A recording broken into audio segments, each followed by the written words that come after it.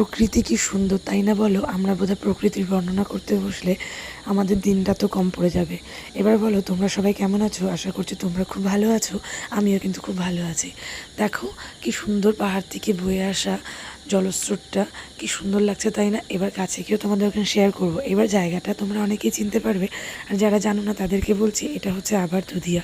এই জায়গাটাতে এইবার নিয়ে আমি 3বার এসেছি আর খুব মজা করেছি। আর সামনে যে লোক দুটোকে দেখতে পাচ্ছ, এরা কতবার এসেছে সেটা হয়তো গুনে বলতে পারবো না, কারণ এটা ওদের সেকেন্ড হোম হয়ে গেছে। এইবার দেখো, আমরা কিন্তু সৈবক কালী বাড়িতে পুজো করে প্রথমে দুধিয়া ঢুকেই লাঞ্চ করে নিয়েছিলাম।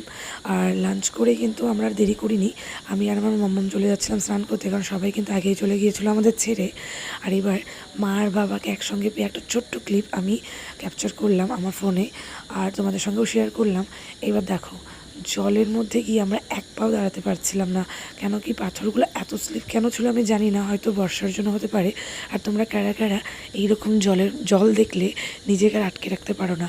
আমরা কিন্তু 1 ঘন্টা 2 ঘন্টা স্টে করলে সেখানে স্নান করব, কারণ স্নান is mandatory for us. So আমরা কিন্তু খুব মজা করেছি, আর আমাদের বাচ্চা কাচ্চারাও কিন্তু খুব মজা করেছে।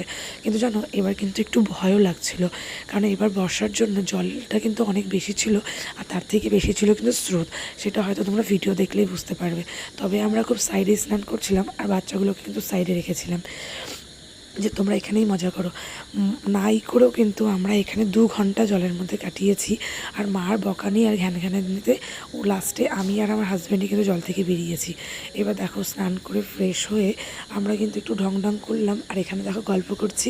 এই গল্পটা কিন্তু তোমাদের সঙ্গে শেয়ার করা যাবে না, কারণ কেন শেয়ার করবো না সেটাও বলবো না। কেমন লাগলো ভিডিও?